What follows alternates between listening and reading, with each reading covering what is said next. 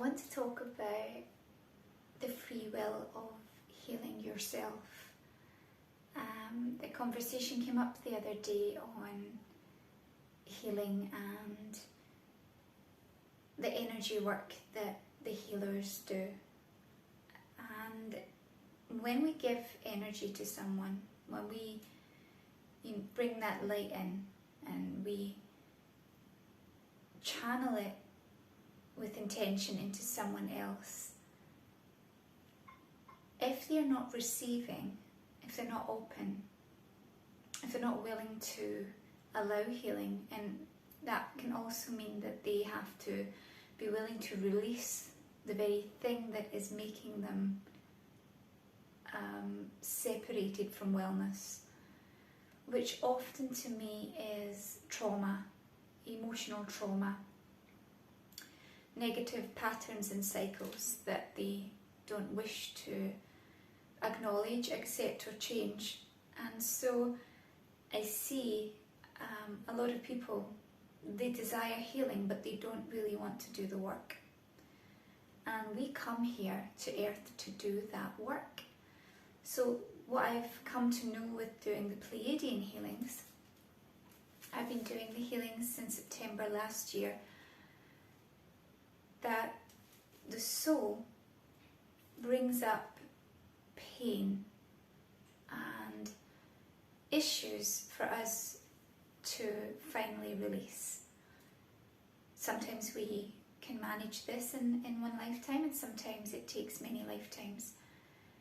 And the soul is eternal, so it's not the biggest problem if we don't achieve what we set to do in our life experience this time around, because we will have more opportunities, endless opportunities to grow and to learn.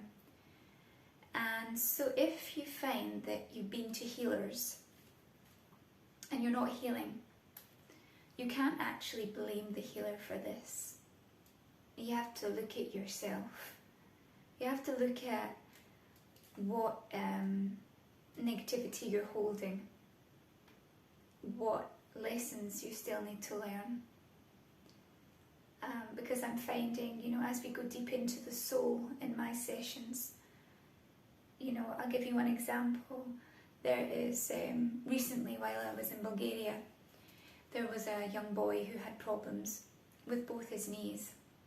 And when this young man was in trance, one of the knees was related to his past life, fairly recent past life, I think in the 1960s, where he was in a motorcycle accident and he broke the leg and he didn't win the race. And so we found out that the trauma of being so angry and disappointed in himself, this race clearly meant so much to him, that he stored that within the knee. So anytime in this lifetime he feels anger and disappointment to do with winning or succeeding, then this knee is going to flare up. And then in the other knee, in trance again, we switched to another life where his it was much more emotional, and there was grief in there, hatred, anger, unforgiveness to the man who had taken the life of his wife in a life before. I'm pretty sure this was in the 1500s. My memory doesn't go back to exact time, but this is much further back. So the soul has held this trauma and it needs to be released and recognized, accepted. And then obviously, as we release, we let go. But again, this knee would flare up in this lifetime when he's feeling the emotions of unforgiveness and hatred or deep anger, to the point of rage, or deep hurt maybe even in there as well. Again, every life we go back to in these sessions, I discover something new. And it is, I believe, from all the sessions that I've done, the pain that we hold it in different points of the body. It's this remembrance. It's funny enough, I didn't mention actually, in that life where his wife was murdered, it was his knee that he fell over when he was running to save his daughter. He was running very fast away from the men who came in this life to capture the family. And this knee was the part that was damaged. So when it was damaged and all of these emotions he felt were trapped there, this is coming to this life to release. What is it? Release. Accept, release. And so this is just one session. I mean, there are many examples, but this is what to know is that we come into every lifetime to evolve further, evolve. And